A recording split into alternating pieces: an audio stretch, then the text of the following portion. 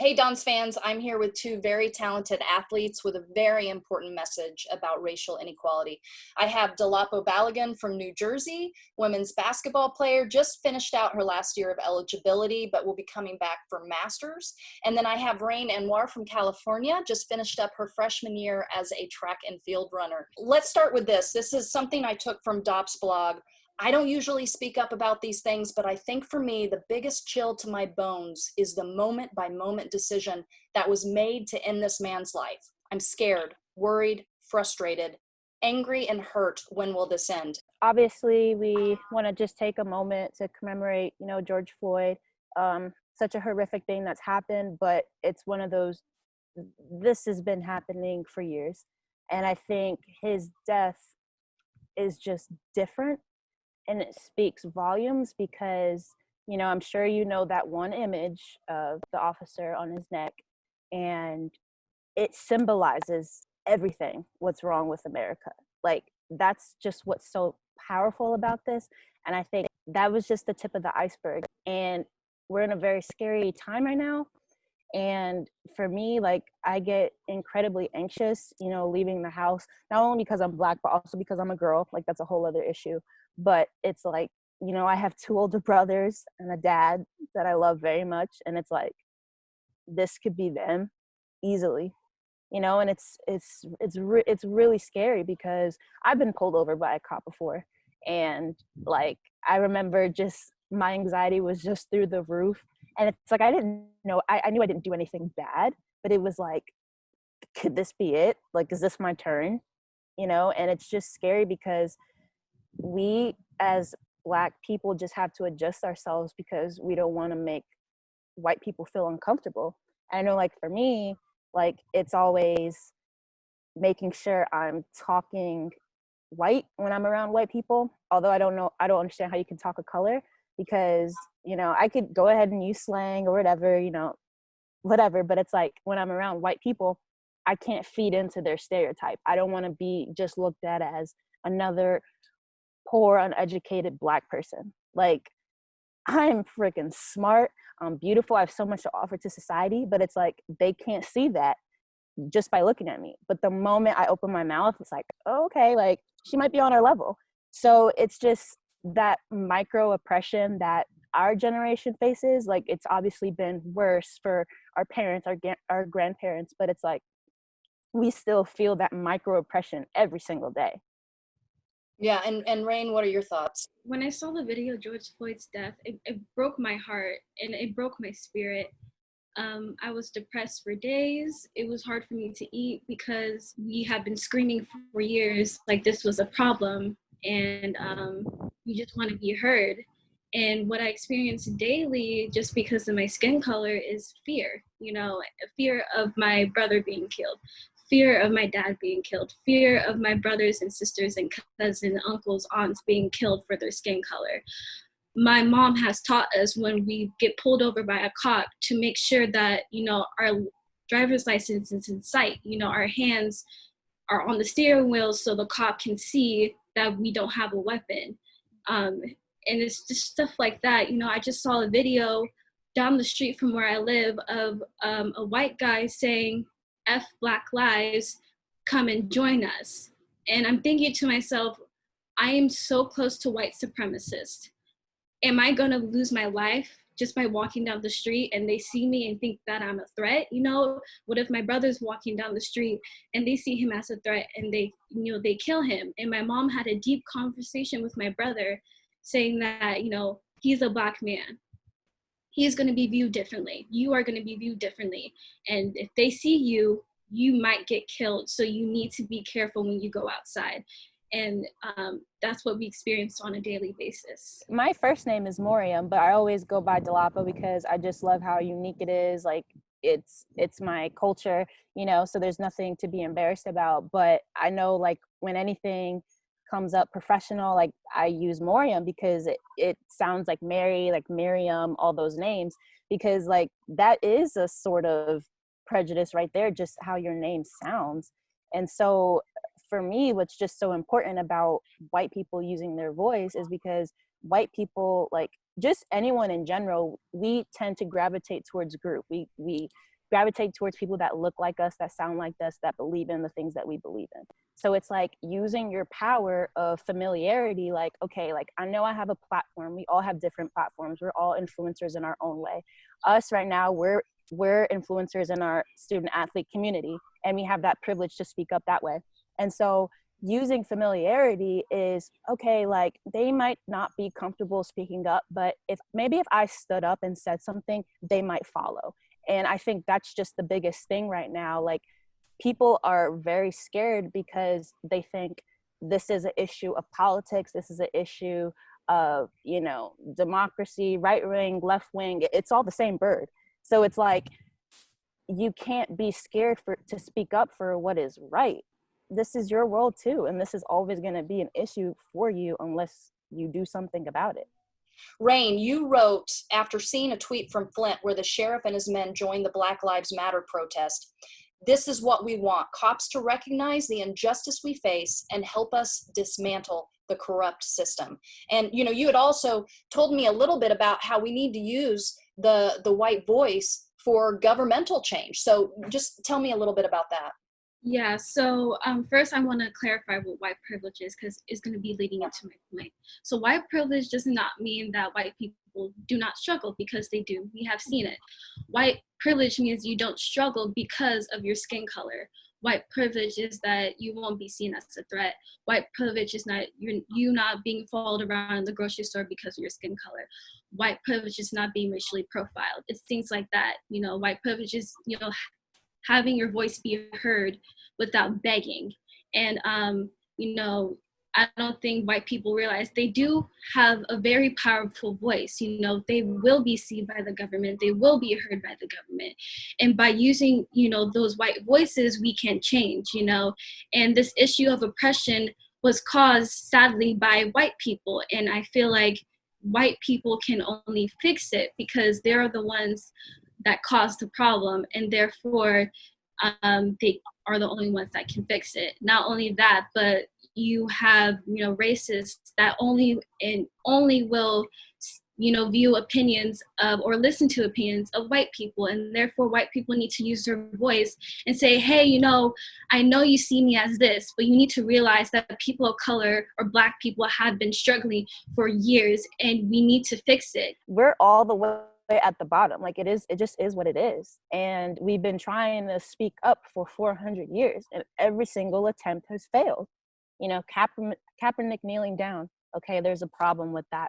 Peaceful protest, there's a problem with that. Now we're rioting, looting, there's a problem with that. There's just nothing. What pleases you at this point? So it's like, what are you doing to fix it? Because our generation, I'm really hopeful for our generation, because, you know, we just see humans as humans, and that's just what's really different about us versus like our parents or grandparents. But it's like, we don't have to be like our ancestors. We do not. And I'm just like praying that, like, you know, our voices are big enough, our voices are loud enough to really make a change. Yeah, absolutely. And I think a lot of it starts with education.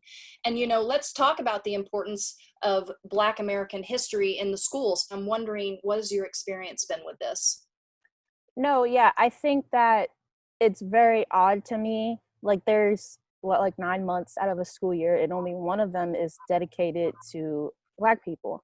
And it's like, there's only like 27, 28 days in February. Like, how can you fit, you know, 400 years of all that into one month, you know? So I think it's just, I'm just kind of embarrassed that, like, I learned so much of my own culture, my own history on social media.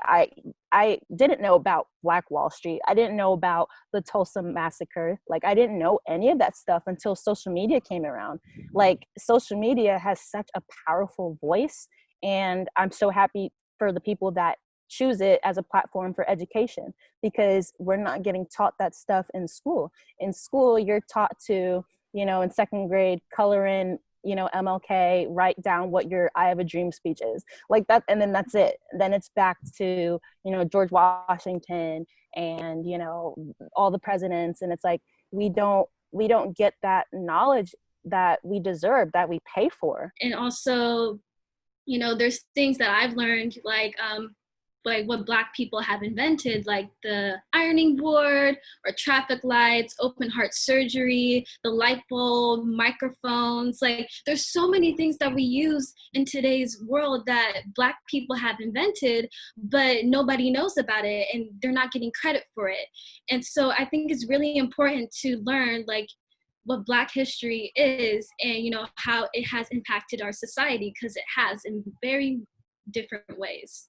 Several institutions did speak out this past weekend, including the NCAA president, stating that, hey, we're not doing enough. And yes, we stand with our Black athletes. But just tell me a little bit about that.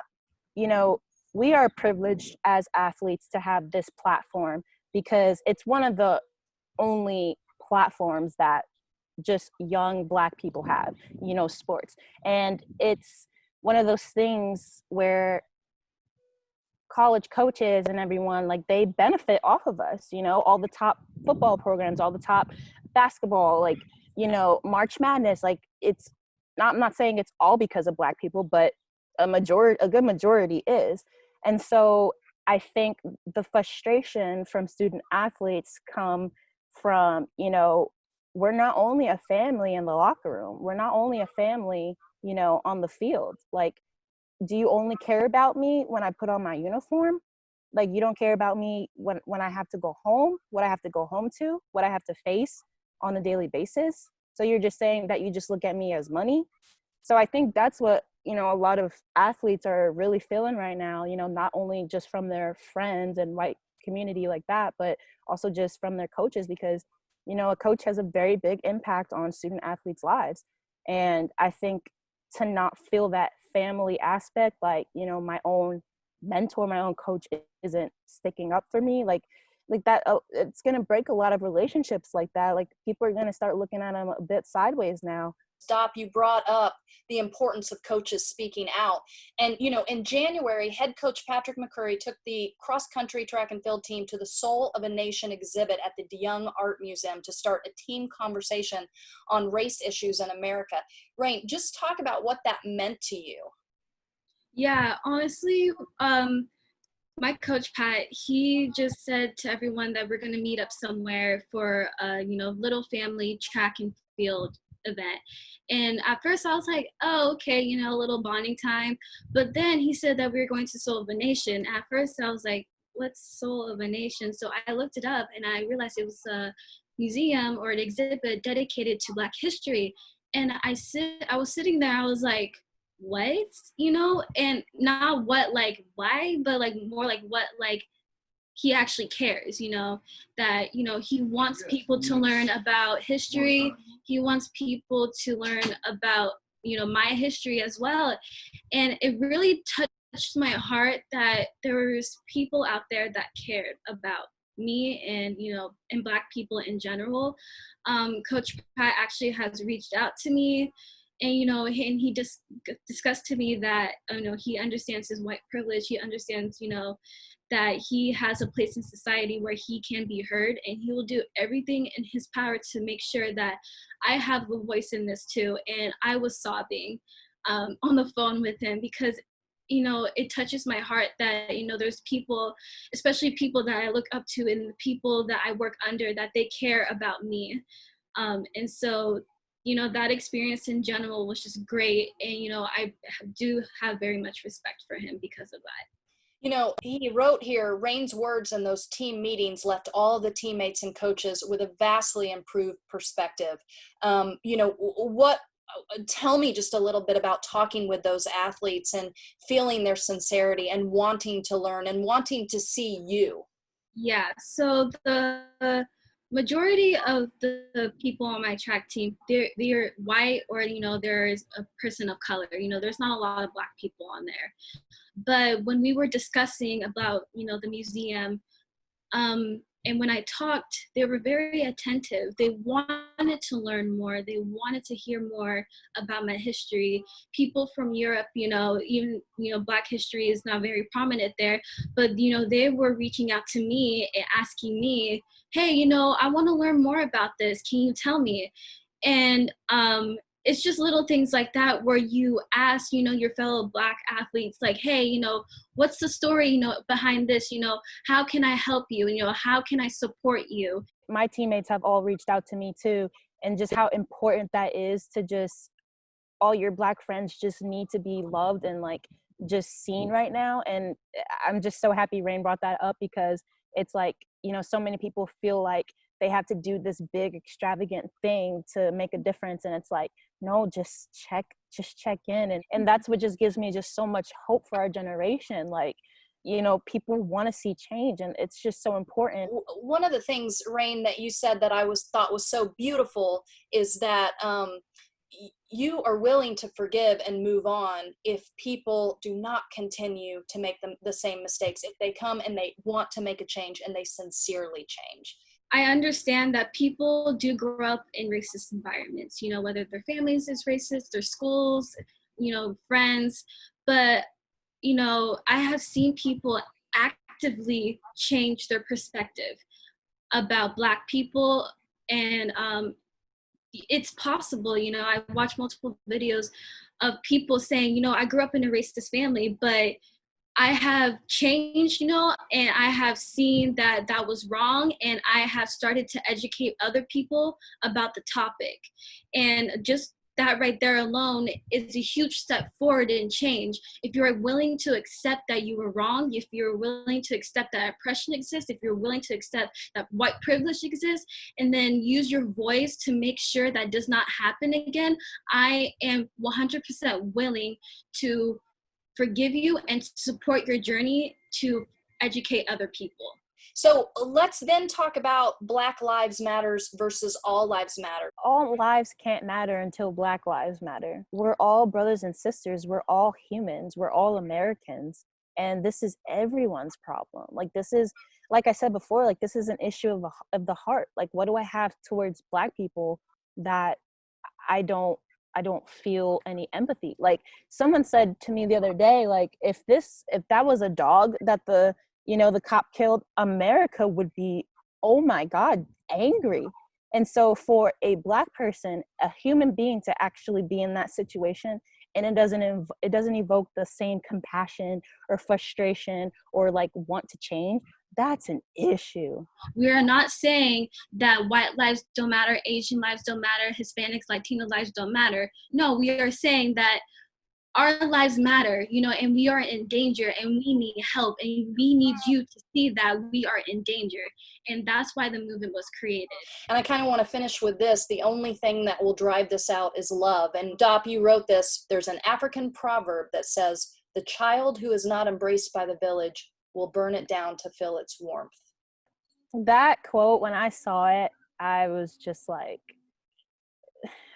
right now, the Black community, we're just frustrated. We're just upset. We're just angry because we're not being heard. I saw someone had said, when they're a teacher and that when they're in the classroom and a child, throws a tantrum, it's just trauma, and it's just them wanting to be heard. And that's what it is now. And so it kind of bothers me when, people are trying to get the Black people to accept their oppression by saying, violence isn't the answer, rioting isn't the answer. Well, what was the answer? Because we did A, B, C, D, all the way to Z, and it still wasn't right. So what more can we do? There are people that, are just using this as an opportunity to evoke violence and, do all that stuff. Like, there are a lot of things true at the same time. But people are angry. Like MLK said, riots are the language of the unheard. And when people started rioting, I was not surprised, because people were not hearing our voices. When we peacefully protested, people said that we were snowflakes, that, the issue wasn't real, that racial injustice was just some type of fiction. When people criticized Colin Kaepernick for kneeling for police brutality, when Kendrick Lamar was at award shows and people criticized him, saying that's not the time and the place to be talking about racial injustice. Or, when Beyonce performed at the Super Bowl talking about police brutality, people sent her death threats saying, that wasn't right, I'm going to kill you for it. And it's stuff like that where like those instances where we tried, you know, to be peacefully, you know, have our voices heard peacefully, and yet y'all still chose to dismiss us and turn a blind eye. And if you continue to do that over years and years, I'm talking about 400 years, people will eventually snap and find other ways to get their voices heard. And I don't think people understand that. I get that the riots are bad, and yes, they are, but you need to understand why they started in the first place. They didn't start out of thin air. They started because you did not listen to the people. And I feel like if people begin to start listening, then the riots will stop and we'll begin to have a peaceful society.